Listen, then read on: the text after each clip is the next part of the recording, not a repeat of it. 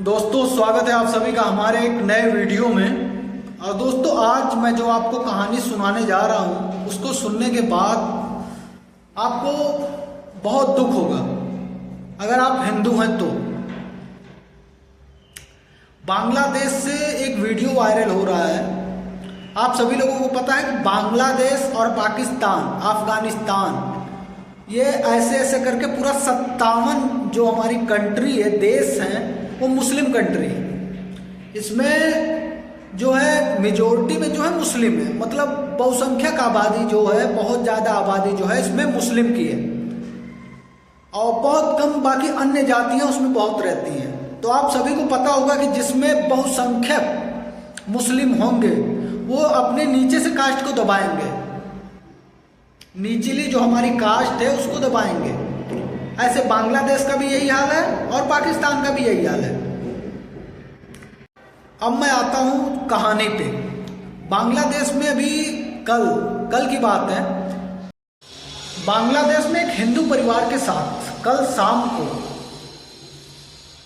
उसने केवल एक ऐसा शब्द बोल दिया जिससे मुस्लिम समाज की भावनाएं आहत होती थी। मतलब ये होता है ना कि किसी को बुरा लग जाए, मान लो कोई हम ऐसा शब्द बोल दें जिससे किसी विशेष समाज को बुरा लग जाए, चाहे ब्राह्मण समाज हो जाए, चाहे हिंदू समाज, कोई भी समाज। तो वो हिंदू जो परिवार था उसने केवल ऐसा बोला कि सबका बराबर का अधिकार है, बराबर का। और पता नहीं क्या बोला, असली कहानी तो मुझे नहीं पता, लेकिन कुछ भी बोला हो। अगर मैं कहता हूँ कितनी भी भावनाएं आहत हुई हों और कुछ भी बोल दिया हो, किसी के बोलने से क्या फर्क पड़ता है। लेकिन हमारी जो बहुसंख्यक मुस्लिम समाज है उसने पता क्या किया, उसको पीट पीट के अधमरा कर दिया और उसके बाद उसको जिंदा जला दिया पेड़ से लटका के। ये आप साइड में उसका फोटो है, ये आप देख सकते हैं, जिंदा जला दिया।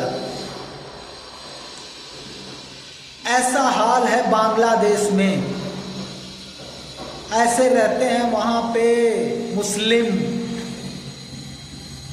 और इनके साथ जो इनके कुरान के साथ अमेरिका में पूरा प्रोटेस्ट हो रहा है उसको कुछ नहीं कर पाएंगे।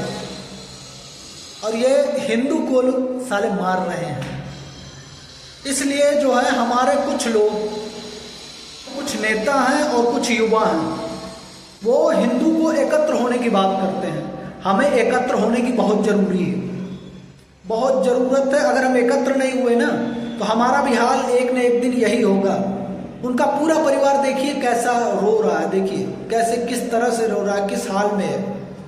हमें बहुत ही सावधान रहने की ज़रूरत है और इस घटना से सीख लेने की ज़रूरत है कि जिस दिन मुस्लिम हम पे भारी पड़ा उस दिन सभी का यही हश्र होगा।